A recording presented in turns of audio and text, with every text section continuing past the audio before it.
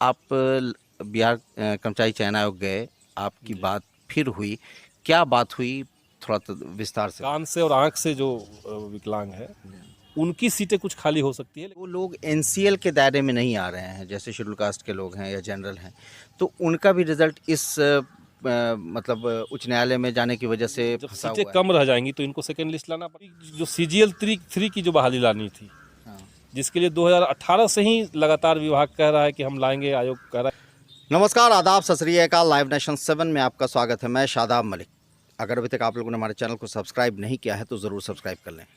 बिहार कर्मचारी चयन आयोग में प्रथम इंटर स्तरीय परीक्षा का दौर अभी भी चल रहा है। भले ही परीक्षा समाप्त हो गई, काउंसलिंग करा लिया गया, मगर रिजल्ट को लेकर अभी भी इंतज़ार है और वो इंतज़ार अभी भी बरकरार है। ऐसे में विधायक संदीप सौरभ लगातार इस मुद्दे को उठाते रहे हैं, चाहे मामला सड़क पर हो, चाहे मामला सदन में हो, या फिर बीएसएससी की ऑफिस जाकर ही पता क्यों ना करना पड़े।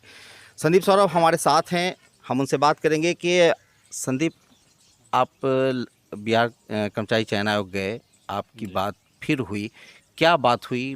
थोड़ा तो विस्तार से बताएं। देखिए, बीएसएससी ऑफिस में गया था और वहाँ पे जो प्रभारी सचिव हैं, उनसे मिल कर के मैंने पूरे मामले का दोबारा से जानकारी लेने की कोशिश की। और अभी ये स्टेटस को है विभाग की तरफ से। विभाग जो है वो हमारे सारे तर्कों से सहमत है। हम जो कह रहे हैं कि विज्ञप्ति में क्लियर कट आपने ये नहीं लिखा कि आप 2014 से पहले का एनसीएल मांगेंगे, ये भी विभाग कह रहा है कि ठीक बात है।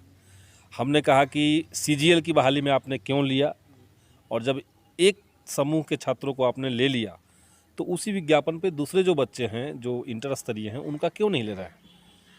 विभाग का कहना था कि हमारे आयोग ने सोचा कि अगर हमने एक बार गलती कर दी तो हम इस गलती को बार बार क्यों दोहराएं, और हमारा रिजिड स्टैंड नहीं है। मैंने सचिव महोदय का कहना था कि हम इस मामले में कोर्ट का कोई ऑर्डर अगर आ जाता है या सामान्य प्रशासन विभाग की तरफ से कोई आदेश आता है, कोई गाइडलाइन हम लोग को चाहिए। ये विभाग अभी भी वही बात कह रही है।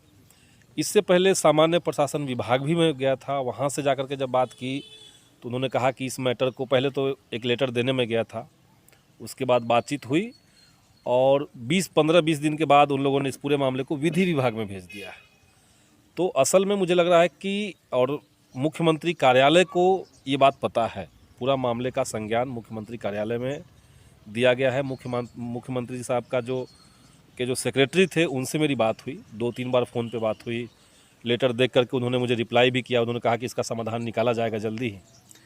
लेकिन हमें लग रहा है कि विद्यार्थियों के सवाल को लेकर के बिहार सरकार जो है वो काफ़ी असंवेदनशील है। खास करके ये जो बहाली बीएसएससी की है, 7-8 साल हो गए, 8 साल होने जा रहे हैं, और 8 साल के भीतर अगर आप ज्वाइनिंग नहीं करवा पा रहे हैं, छात्रों को इंतज़ार करना पड़ रहा है, तो ये शर्मनाक चीज़ है सरकार के लिए, बिहार के नौजवानों के लिए और हम सब के लिए।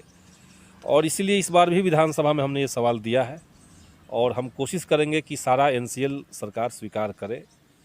और एनसीएल के मामले के अलावा 2 और मामलों पे हम बात किए थे जब हम बीएसएससी गए थे। तो कई सारे दिव्यांग अभ्यर्थी जो हैं, जो बीएसएससी ऑफिस के बाहर आंदोलन भी कर रहे थे, कई एक का मुझे फ़ोन भी आया था, हालांकि मैं उस समय आंदोलन में नहीं जा पाया, लेकिन उनके पूरे मामले को हमने सुना। इससे पहले लेटर भी दिया गया है, सामान्य प्रशासन को भी दिया गया है और निष्पक्षता आयोग को भी दिया गया है और बीएसएससी को भी दिया गया है। हमने कहा कि जो 3% 1+1+1 का जो रिजर्वेशन पीएच कैटेगरी को मिलता है वो फुलफ़िल नहीं किया है आपने, ऐसा छात्रों का शिकायत है, तो इस पर आप जवाब दीजिए। लेकिन बीएसएससी ने ये दावा किया कि उन्होंने जो संविधान के मुताबिक जो संविधान सम्मत आरक्षण होता है विकलांग अभ्यर्थियों के लिए, वो उन लोगों ने दिया है। और ऑर्थोपेडिक हैंडीकैप जो स्टूडेंट्स हैं, उन्होंने कहा कि इसकी संख्या चूँकि बहुत ज़्यादा है और सीट इनके लिए 1% ही है, तो बाकी जो कान से और आँख से जो विकलांग है उनकी सीटें कुछ खाली हो सकती है, लेकिन ओपी वाले जो लोग हैं, ओएच वाले जो लोग हैं, उनकी कोई सीट खाली नहीं है। इस संबंध में उन्होंने यही कहा। हमने कहा लिस्ट दीजिए, तो कहा कि जब फाइनल रिजल्ट आ जाएगा तो इसकी लिस्ट को हम लोग पब्लिक करेंगे। तो एक मामला इस पे बात हुई थी। दूसरी बात हुई जो सीजीएल 3 की जो बहाली लानी थी, हाँ। जिसके लिए 2018 से ही लगातार विभाग कह रहा है कि हम लाएंगे, आयोग कह रहा है कि हम लाएंगे। उस संबंध में मैंने कहा कि उसका डेवलपमेंट क्या है एग्जैक्ट हमको बताइए। तो पूरा फाइल निकाल करके हमको दिखाया गया कि ये देखिए सारे बहालियों का हम लोगों ने ग्राउंड वर्क तैयार कर लिया है और ये अलग अलग विभागों में कन्फर्मेशन के लिए जा रहा है। वहाँ से जैसे ही आएगा तो हम लोग 1 महीने के अंदर इसको विज्ञप्ति को जारी कर देंगे।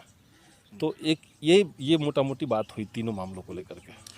और एक मामला ये लगातार उठ रहा है अभ्यर्थियों के द्वारा कि जो लोग एनसीएल के दायरे में नहीं आ रहे हैं, जैसे शेड्यूल कास्ट के लोग हैं या जनरल हैं, तो उनका भी रिज़ल्ट इस मतलब उच्च न्यायालय में जाने की वजह से फंसा हुआ है। तो उनका कहना है कि क्यों नहीं वो रिज़ल्ट जारी हो जाता है।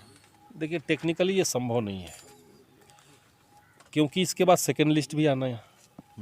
तो सेकेंड लिस्ट अगर आना है तो क्या लगता है संभावना सेकंड लिस्ट की और है? 4000 के आसपास, हाँ सेकेंड लिस्ट तो आना ही होगा। अगर 2014 की बहाली आप 2022 में कंप्लीट कराएंगे तो सारे अभ्यर्थी बैठे हुए इसका इंतज़ार कर रहे होंगे, ऐसा तो नहीं है।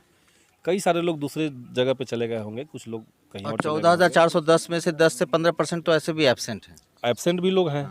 तो इसलिए जब सीटें कम रह जाएंगी तो इनको सेकेंड लिस्ट लाना पड़ेगा, क्योंकि एलिजिबल लोग तो काफ़ी है जो मेरिट में नहीं आ पाए। तो मेरिट लिस्ट को आपको सेकेंड लिस्ट लाना है।